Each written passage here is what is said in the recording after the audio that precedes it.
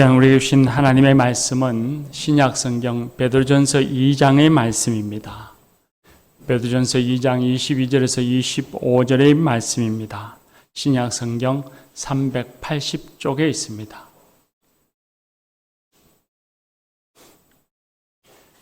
베드로전서 2장 22절에서 25절의 말씀입니다.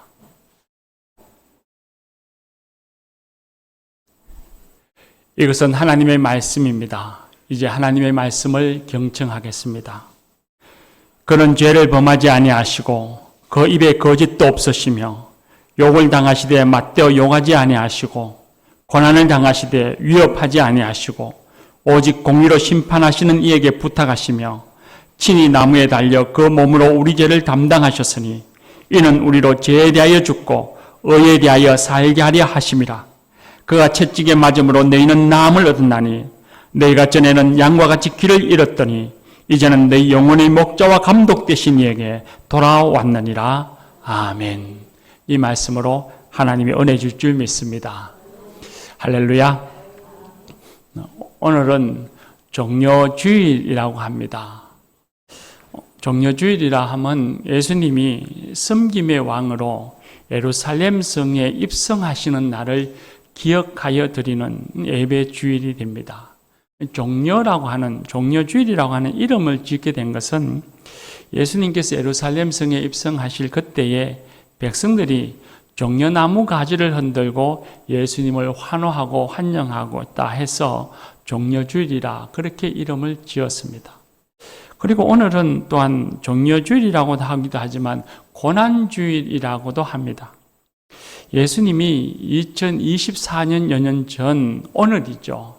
2000년 전 오늘 예루살렘 성에 입성하신 이후부터 고난과 죽음이 시작되어집니다. 그래서 오늘은 그 고난의 시작이 된다 해서 고난주일이라 그렇게 명하기도 합니다. 예수님이 예루살렘 성에 입성하신 것은 세상의 권력을 쥐는 왕이 되기 위해서 예루살렘 성에 입성하신 것은 아니었습니다.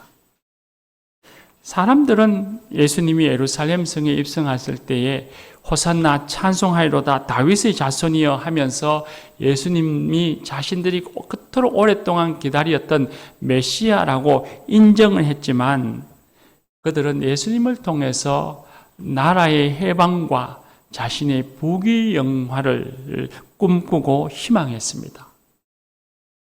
예수님의 12제자들도 마찬가지였습니다. 그 중에 대표적인 인물이 예수님이 예루살렘 성에 입성하실 즈음에 예수님에게 자신들을 좌우편에 권세 있는 좌우편에 앉게 해달라고 요청했던 야고보와 요한 형제들도 있었지만 특별히 주목되는 인물은 가룟 유다입니다. 예수님이 가시는 길과 완전히 다른 길을 바라보았고 예수님과는 완전히 다른 생각을 하던 사람이었습니다. 요한복음 12장에 보면 예수님이 예루살렘 성에 입성해서 베다니 나병 환자 시몬의 집에서 식사하실 때에 마리아가 나드라고 하는 아주 귀한 값진 향유 한 옥합을 가져다가 예수님의 머리에 부으며 예수님의 십자가의 죽음, 장례를 미리 예비했습니다. 그런데 그 모습을 보았던 이 가룟 유다는 마리아에게 향유를 팔아서 가난한 자들에게 줄 수 있었다면서 오히려 마리아를 책망하면서 예수님의 죽음을 거부했습니다. 이 가룟 유다는 학자들에 의하면 열심당원이었다고 알려져 있습니다. 예수님 당시에 여러 파가 있었는데 그 중에서 열심당원이라고 하는 사람은 무력을 사용해서라도 자신들을 지배하는 로마로부터 나라를 해방시키고자 노력하는 그런 사람들이었습니다. 가룟 유다의 생각에는 예수님이 예루살렘 성에 입성하면 이전에는 어떠하든지 간에 예루살렘 성에 들어가신 후에는 기적과 무력을 통해서 이 로마 군인들을 다 무찌르고 권세를 잡고 나라를 해방시키고 권세를 쥘 줄 알았는데 예수님의 행색은 그렇지 않았습니다. 나병 환자 시몬의 집에 유숙했고 죽음을 향해서 예수님은 걸어갔습니다. 자신의 생각과 전혀 다른 모습으로 군대를 동원해서 로마를 무찔러야 할 거라고 생각했던 예수님과는 전혀 다른 모습의 예수님을 바라보고 이 가룟 유다는 예수님의 행동에 동의할 수 없었고 결국에는 예수님을 자신과의 생각이 다르다는 이유로 예수님을 대제사장의 손에 넘겨주었습니다. 예수님이 예루살렘 성에 입성하신 이유는 가룟 유다나 일반 민중들의 생각과는 완전히 달랐습니다. 예수님은 십자가에 고난받고 죽기 위해서 예루살렘 성에 입성했습니다. 갑자기 그 일이 이루어진 것 아니었습니다. 예수님은 이미 예루살렘 성에 들어가면 당신이 고난받고 죽을 것이라는 것을 알았었기에 제자들에게 3번이나 내가 고난받고 죽을 것이라는 이야기를 이미 3번이나 하셨습니다. 마지못해서 상황에 이끌려서 어쩔 수 없이 십자가의 죽음을 지고 가신 것이 아니었습니다. 예수님은 당신이 고난받고 죽을 것이라는 것을 아셨지만 예루살렘 성에 입성하셨습니다. 그리고 대제사장과 빌라도에게 수모와 고초를 겪었고 사람들과 로마 병정의 손에 의해서 조롱당하고 실신할 정도로 심한 매질을 당하였고 그리고 십자가에 못 박혀서 죽었습니다. 이런 예수님의 십자가의 고난과 죽음에 있는 일련의 이 여정들이 이 한 주간 안에 다 일어납니다. 그래서 오늘부터 시작하는 이 한 주간의 날을 고난주간이라 그렇게 이름합니다. 교우 여러분, 이 고난주간은 주님의 은혜와 주님의 그 십자가의 죽음을 묵상하면서 주님과 더 가까워지는 그런 시간입니다. 이 한 주간 고난주간에 우리가 많은 것을 또 일상에서 해야 되겠지만 그러나 특별히 주님의 십자가의 죽음과 그 은혜를 묵상하면서 주님과 더 가까워지는 시간을 가지는 그런 저와 여러분이 되시기를 바랍니다. 십자가는 유대 사람들에게나 로마 사람들에게나 낯선 것이 아니었습니다. 로마 지배하에서 십자가는 죄수들이 받던 그 십자가 사형 형들이었습니다. 그것도 그 십자가형은 너무나 잔혹하고 잔인해서 다른 일반 죄수들에게 행하지 아니하고 노예와 또 나라에 반역하는 반역자들에게만 사용되어지던 사형틀이었습니다. 그것도 나중엔 너무 잔인하여서 사라진 형벌입니다. 고린도전서 1장에 보면 바울사도는 예수님의 십자가의 도가 유대인들에게는 거리끼는 것이요 헬라인에게는 미련한 것이라 그렇게 말하고 있습니다. 유대인들이 생각하기에 신명기 말씀에 따라서 나무에 달려 죽은 사람은 저주받은 사람이라고 유대인들은 생각했습니다. 그런데 예수님께서는 십자가에 죽었습니다. 나무에 매달려 죽으셨습니다. 그러니 이 유대인들은 나무에 달려 죽은 예수님을 저주받은 사람이라 생각해서 예수님에게 가까이 할 수 없는 존재로 여겼습니다. 예수님은 저주받은 존재로 여겼고 구세주라 인정하지를 않았습니다. 헬라인들은 십자가를 미련하다고 여겼습니다. 우리가 잘 아는 것처럼 헬라인들은 지혜와 철학을 논하기를 즐겨하던 사람들입니다. 그런 헬라인들에게 세상을 구원할 사람은 세상의 모든 지혜를 아우르고 세상의 모든 지식을 능가하는 지혜를 가진 사람이어야 했습니다. 그런데 십자가는 나약하고 비천하고 무지한 사람들, 노예들이나 당하는 그런 사형틀이니 헬라인에게 십자가는 미련한 것으로 여겼습니다. 그런데 바울사도는 십자가는 구원을 받은 사람들에게는 하나님의 능력이요 하나님의 지혜라고 했습니다. 어떻게 사형수들이 당하는 형틀이고, 당시의 사람들에게는 어떤 이는 미련한 것이라고 말하고 어떤 이는 거리끼는 것이라고 여겨지는 십자가임에도 불구하고 예수님의 십자가를 특별하게 구원의 능력이라고 정언했을까요? 예수님의 죽음은 다른 사람들의 죽음과 무엇이 다르며 예수님의 십자가는 다른 죄수들이 지어가는 십자가와 무엇이 달랐기에 성경은 우리에게 예수님의 십자가는 우리의 구원하는 구원의 능력이요 하나님의 지혜라고 말하고 있을까요? 예수님의 십자가의 죽음은 죄수들의 죽음과 다릅니다. 예수님은 죄 없으신 분이기 때문입니다. 우리와 똑같이 인생의 온갖 유혹과 시련들, 희노애락을 경험하신 분이었지만 예수님은 오늘 우리가 읽은 말씀에처럼 죄를 범하지 아니하신 죄 없으신 분이었습니다. 죄 없으신 주님께서 십자가에 죽으신 것입니다.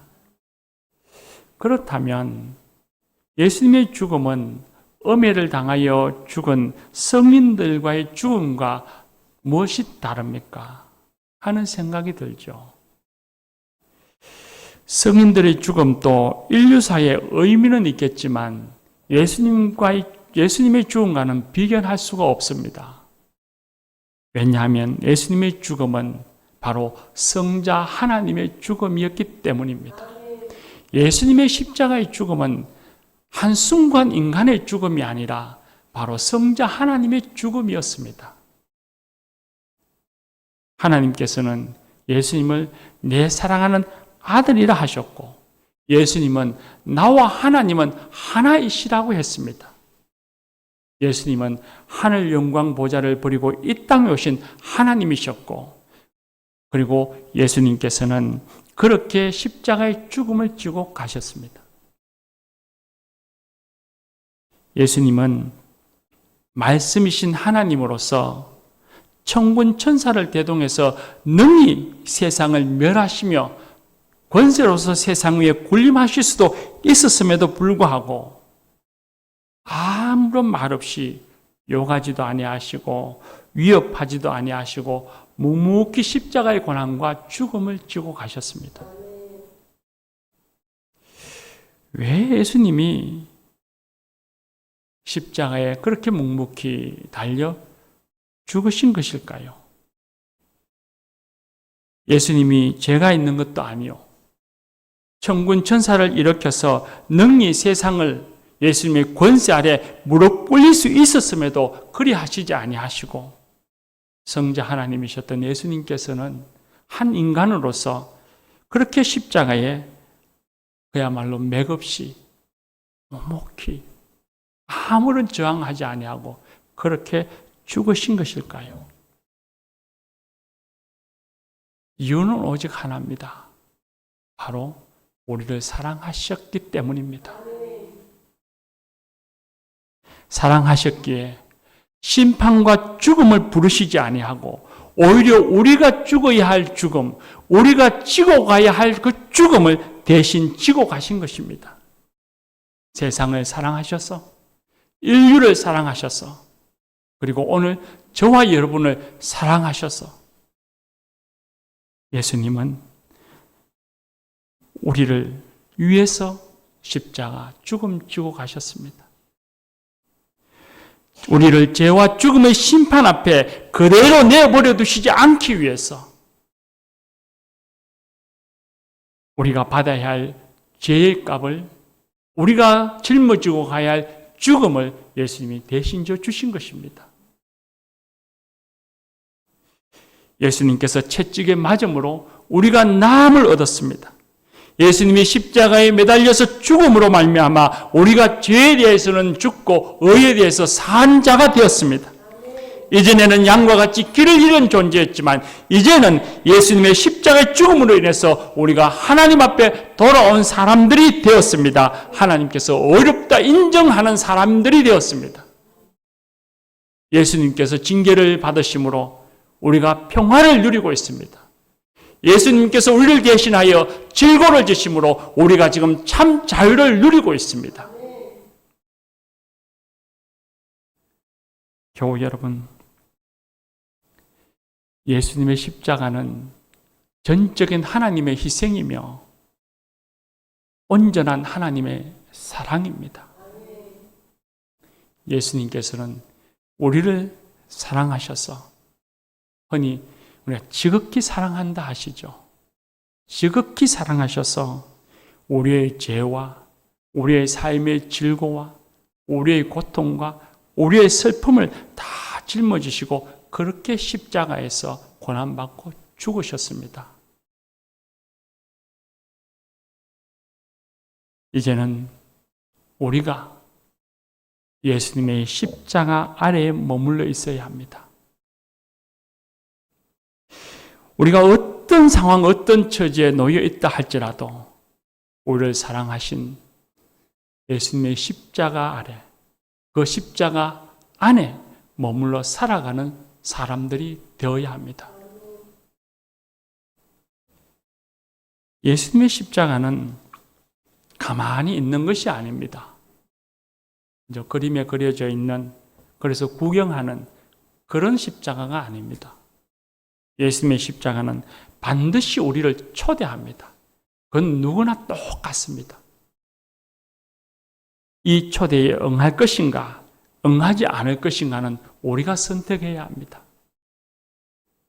우리가 십자가를 바라보면, 예수님의 십자가를 바라보면 반드시 우리는 선택의 길이 놓여집니다.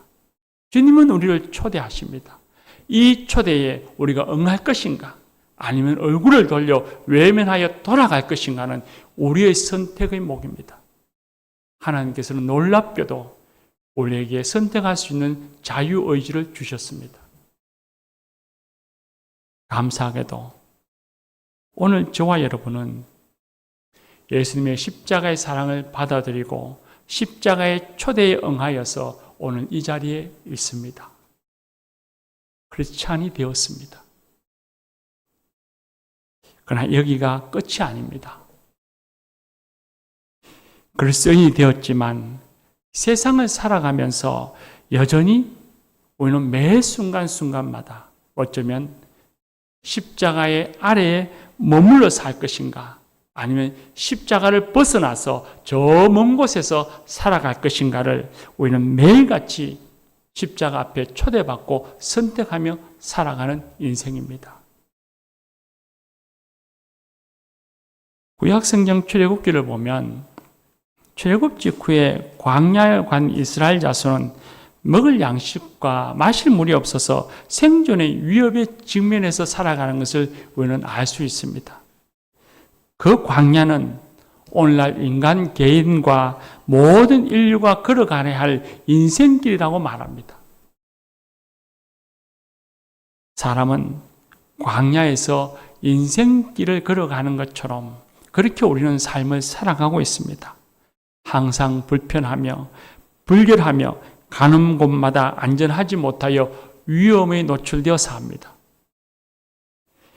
광야에서 살아가는 사람은 날마다 먹어야 사는 생존의 시험에 직면하여 살고 삶의 질고와 시련 앞에 노출되어 살아가고 있습니다. 우리 역시도 마찬가지입니다.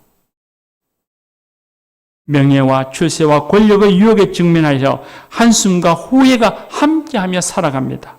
수많은 만남 속에서 충돌하기도 하고 대립하기도 하고 갈등하기도 하고 다툼 속에서 살아갑니다. 인생의 길에서, 광야와 같은 인생길에서 상처받고 눈물 흘리며 고통스러워합니다. 이건 모든 사람들이 가질 수밖에 없는 우리의 현실입니다. 이런 현실 앞에서 우리는 어디에 머물러 살아가야 할 것인가를 우리는 선택해야 합니다. 예수님께서는 우리의 이런 모든 인생의 광야길을 경험하셨습니다. 우리와 똑같이 시험을 받으셨고 우리와 똑같이 인생의 비애를 겪으셨고 마침내는 우리가 가야 할, 누구나 가야 할 그 죽음의 길을 대신 가셨습니다. 그러니 우리가 예수님께 머물러 있으면 예수님은 능히 우리를 도우실 수 있습니다. 예수님께서는 우리를 지극히 사랑하셔서 우리의 죄와 우리의 삶의 질고와 죽음을 지고 가셨습니다. 그 사랑의 예수님의 십자가, 예수님의 사랑의 십자가에 우리는 머물러 살아야 합니다. 그 그늘 아래 살아야 합니다. 세상의 다른 것을 바라보고 세상의 그늘에 숨는 것이 아니라 어떤 상황에 처할지라도 설령 내가 죄를 지었다 할지라도 예수님의 십자가 아래, 예수님의 십자가 안에서 살아야 합니다. 십자가의 그늘에 머물러 있어야 합니다. 예수님이 붙잡혀서 고난받고 죽으실 때 놀랍게도 3년 동안이나 예수님을 따라다니며 그 기적 같은 일들을 보고 말씀을 깨닫고 감동 감화 받았던 이 제자들이, 예수님과 3년 동안 동고동락했던 이 제자들은 예수님이 붙잡혔을 때에 그 예수님 안에 머물러 있지 않냐고 다 흩어져서 도망갔습니다. 두려워서 그들 자신도 곤욕을 치를까 염려하여서 예수님의 십자가를 떠나서 다 살 길을 찾아갔습니다. 그런데 또 놀랍게도 예수님의 여제자들은 그들과는, 사도들과는 좀 다른 모습을 보입니다. 성경 말씀에 보면 이 여제자들은 예수님이 지고 가시는 그 골고다 십자가의 길까지 끝까지 따라갑니다. 그리고 예수님께서 십자가에 매달려서 돌아가시는 그 십자가 아래에 머물러 있었습니다. 십자가에서 떠나지 않았습니다. 그렇게 십자가 아래 머물러 있었던 이 여제자들은 며칠 후에, 3일 후에 예수님이 부활하셨을 때 가장 먼저 예수님의 그 부활의 소식을 들었습니다. 가장 먼저 부활하신 예수님을 만났습니다. 사랑하는 교회 여러분, 예수님의 십자가는 우리를 향하신 하나님의 사랑입니다. 예수님의 십자가는 우리를 죄에서 구원하시고 우리를 삶의 질고에서부터 낫게 하시는 하나님의 능력입니다. 이제는 예수님의 십자가로 인해 하나님의 품에 돌아온 하나님의 백성 되었으니, 하나님의 자녀 되었으니, 어떤 상황의 삶의 처지에 놓여 있다 할지라도 우리가 십자가를 떠나지 말고 십자가 그늘 아래 살아가는 성도들이 되십시다. 우리가 아무리 힘들어도, 아니 힘들면 힘들수록 예수님의 십자가 그늘 아래 살아갈 때에 우리는 부활의 주님을 만날 수 있습니다. 우리에게 주시는 하나님의 그 부활의 영광을 우리가 누리게 될 것입니다. 기도합시다.